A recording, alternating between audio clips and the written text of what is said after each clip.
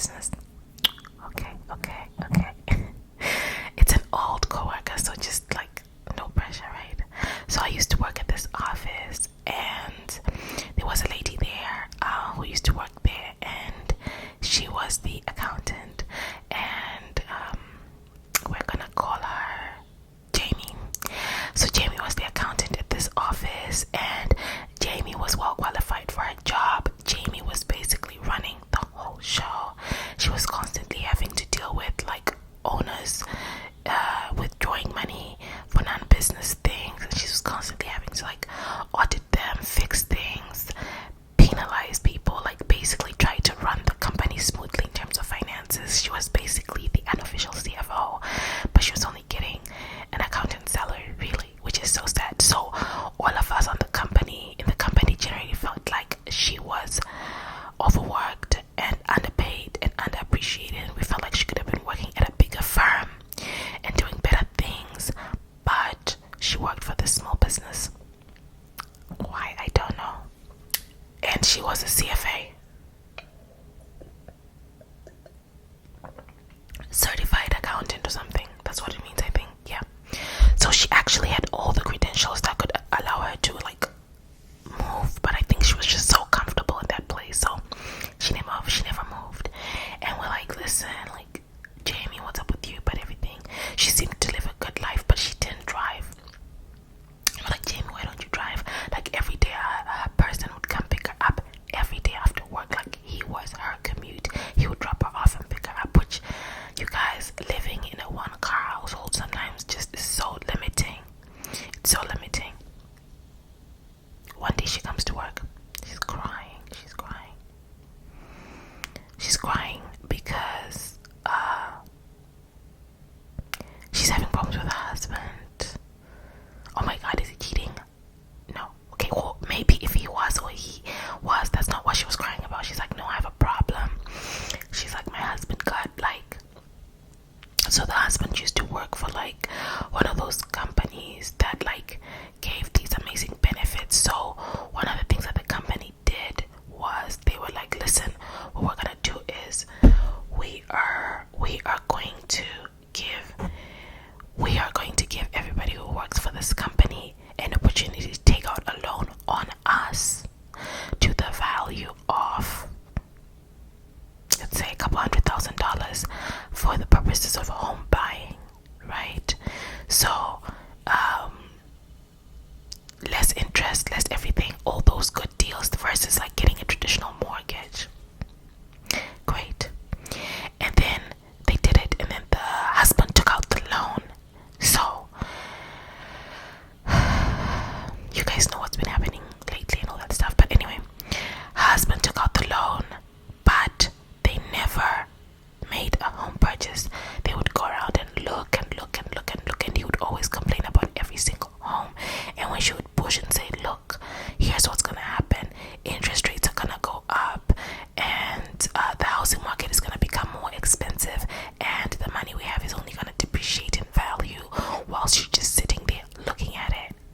And the man would be like, apparently her husband would say to her, it's my money, I got it through my job, it's my money, so I like don't want to we're gonna have to choose the house that I like, basically was his thought process, which I just think is like crazy, right? So you would think that that's grounds for like, I mean, you guys, honestly, that's grounds for like divorce. Like most divorces happen because of financial issues, not like even like the infidelity and the blah blah blah. It's nothing compared to like how much financial issues impact marriages. So I'm like, clearly you're not on the same page here, like what the hell, you know?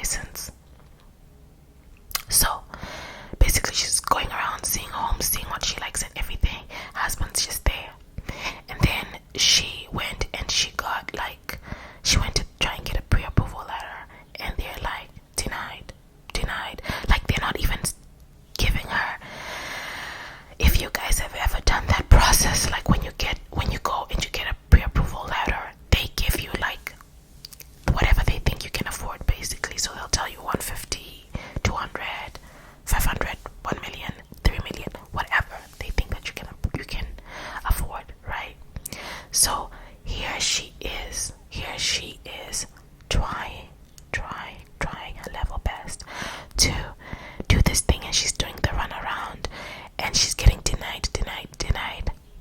Eventually she's like, the heck. So she reaches out to like a bank, and she's like, why am I getting denied? Come to find out that her husband's credit, how does she not know this, but her husband's credit is so bad.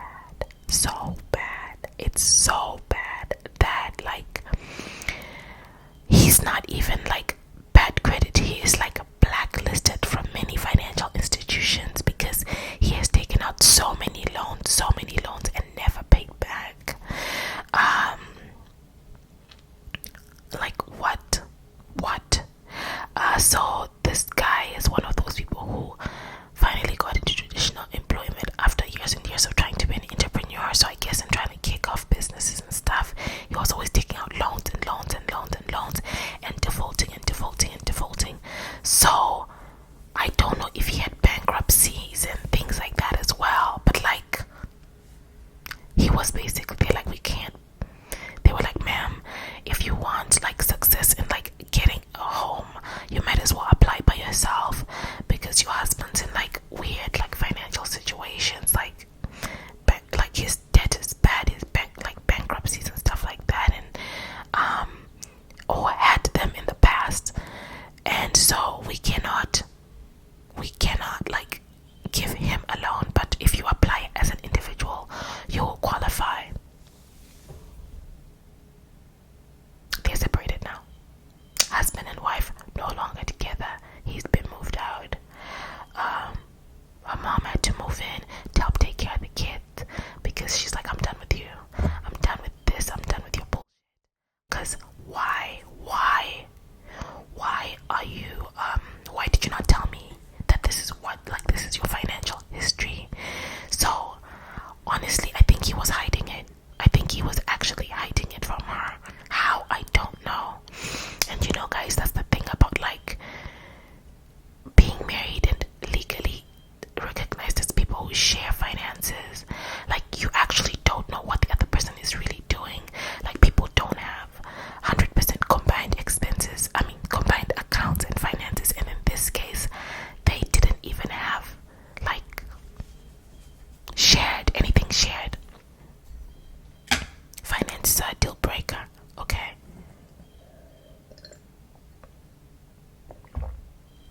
And who people say they are and where they are financially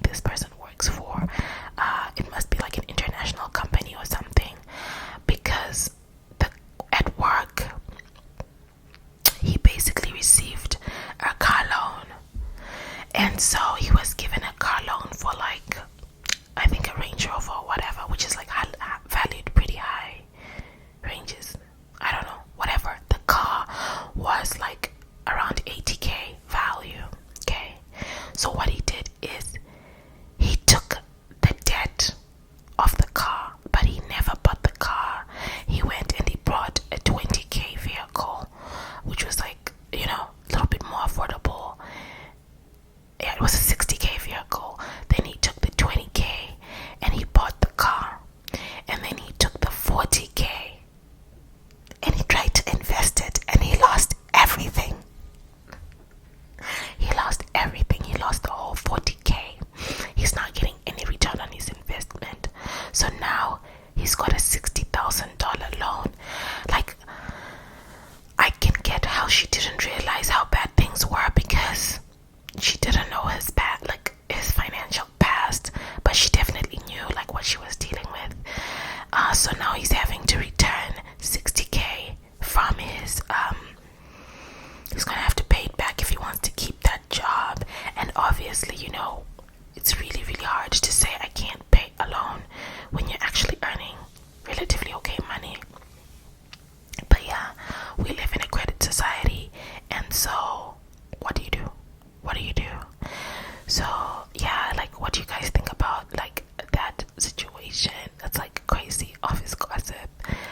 Obviously, small offices feel different from like larger offices, and you can get a little bit more personal. But that was way too much tea to spill at work. And also, wow, I'm glad she's separating from him. I don't know if they're gonna like get a divorce or not, but for now they're living separately. They're not legally separated, but they're living separately. So it's really a tough call. Do you think it's grounds for separation? I think it is. I think they call it financial infidelity. Like, that's just like a no-go. That's a no-go. You really can't do that. I think that, like, for me, it would be a deal breaker. Like, hundreds of thousands of dollars in debt, not fixing it, filing for bankruptcy without me knowing, being blacklisted by banks, seeing me go through the